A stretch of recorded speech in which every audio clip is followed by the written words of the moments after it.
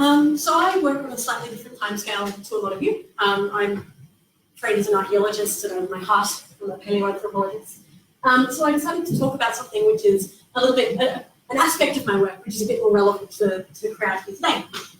So I want to tell you about ancient proteins, what they are and why we care. So since ancient protein analysis is kind of a new thing, I'd like to start with some pretty basic questions. The first one being, what is a protein? So when I was told about this project studying ancient proteins in teeth and bones, I thought, sure, proteins, I know what that's all about. Why? I'll admit that archaeology degrees aren't very strong on biochemistry. So what else is protein? So protein can be structural, of course, like your muscle or like a hair. It can also be involved in transport, so hemoglobin, which binds oxygen and carries it around your body, is a protein. Insulin is a protein, so it's messengers and receptors which send signals around the body. Defensive, so antibodies and proteinaceous. Enzymatics, so lactase is a protein enzyme. It's the reason that most of us can drink milk. And contractile, so the things that actually make our bodies move. So they have a hand in everything that's going on in the body. But that still doesn't tell you what protein actually is. So proteins are these really complex folded structures, which are made up of peptides or polypeptides, depending how long they are, which are made up of these things called amino acids, or molecules. And the order of those amino acids is directly dictated by the code in your DNA. So if DNA is like the instruction manual, that's telling you how to, amino acids are kind of like the letters of the alphabet. So peptides are kind of like words, you assemble those letters in order. And that makes proteins kind of like sentences. You've got a series of words, and the order of them gives the sentence structure and function. And it's a bit more complicated than that to do. What's proteomics? So most of you probably know what your genome is. Some of you might even have a printout of it from one of these genetic testing companies. So in the same way that your genome is a study of, your genomics is a study of your genome, proteomics is a study of your proteome. So your proteome is the entire set of proteins which are expressed by an organism at any given time. And I think the key words here are at any given time. So unlike your genome, which is pretty fixed, you're born with it and it's yours for life, your proteome is dynamic. It varies a lot between tissues and over time as well. So you might have heard the phrase nature versus nurture banding it up. And in reality, we're all a combination of both of those things. And that's what your proteome is. It's a snapshot of this complicated interaction between your DNA and the environment you live in. It's you. So to illustrate that, here are my friends Sally and Sue. They're identical twins, and they both have this little genetic mutation, which means they absorb fats twice as efficiently as normal people. Sally hasn't made the best nutritional choices, but Sue has tried to be really careful.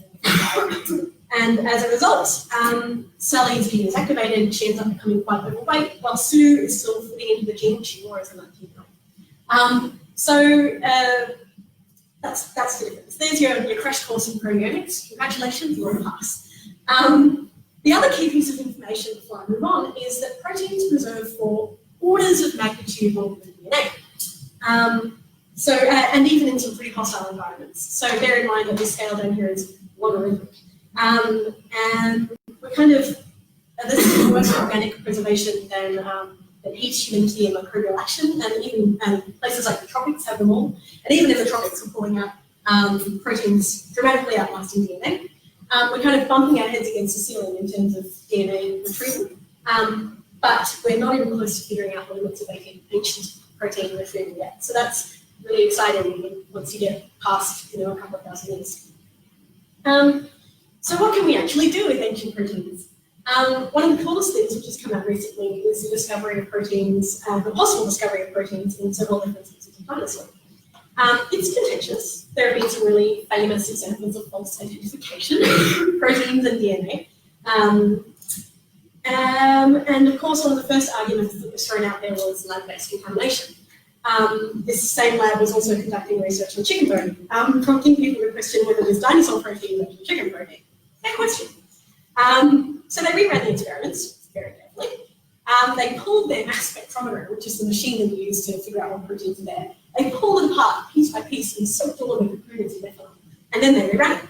And they're finding the same preserved components. And they went on to use a whole bunch of other fancy scientific methods to validate the presence of the collagen in other ways. So it's still a bit contentious, but really exciting. Some more really cool things, which I'm not doing. Amino acid racemization can give you an idea, a rough idea about age of members. There have been some claims about extracting protein residues from stone tools, telling you what they might have been used for. By looking for a slight change in the order of amino acids in particular proteins, you can start to reconstruct evolutionary relationships. And there are particular types of collagen which have been used to identify fragments of bone down to family, genus, even species. And just a few days ago, they published a paper about a denisovan found in Tibet, which they identified as denisovan based on collagen sequence, which is, I don't know, kind of great. And this was another one which was done well. But enough about what everyone else is doing.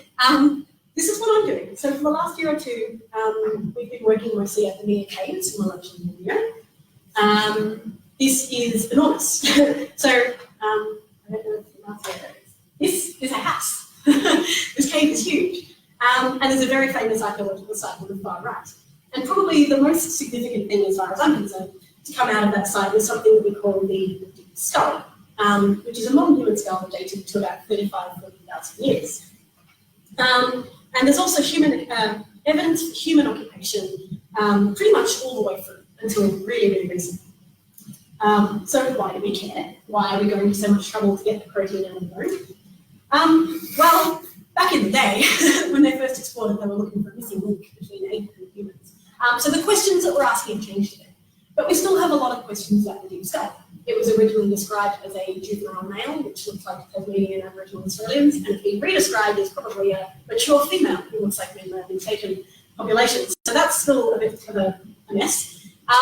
We're still figuring out, we still have a lot of questions about the timing and colonization routes as we spread from Africa through Asia into Australia. And a site like this gives us a really rare chance to look at some things like diet and lifestyle and disease through some really major cultural, climatic, and economic changes. And not that dissimilar from some of the things that we're facing today. And these are things that you can't study by looking at DNA, even if it's preserved, because these are largely environmental. So, unfortunately, most of the work is still sort of going on, and there's not a lot that I can really say just yet. I can tell you that we're finding a bias in preservation towards charged or amino acids without boring.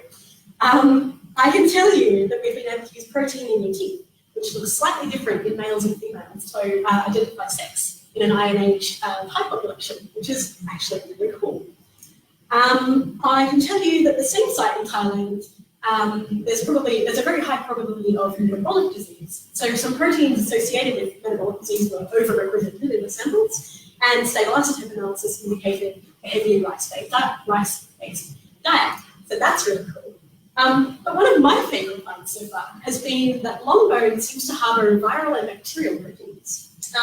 So you're going to have to take this with a grain of salt just for the moment. We're still weeding out some potential contaminants. But we're finding things like Plasmodium, so malaria, tuberculosis, some other respiratory illnesses. We've got the back coronavirus and waterfowl avian flu thing. But the best part, not for them, is a surge in sexually transmitted diseases. So this sample that we're looking at is from the Roman era in Jordan, and I suspect that this surge may be related to a period of increased military activity, which is pretty fascinating. And here, back in the beautiful rainforest of Borneo, is where I'm going to leave you. Thank you for listening.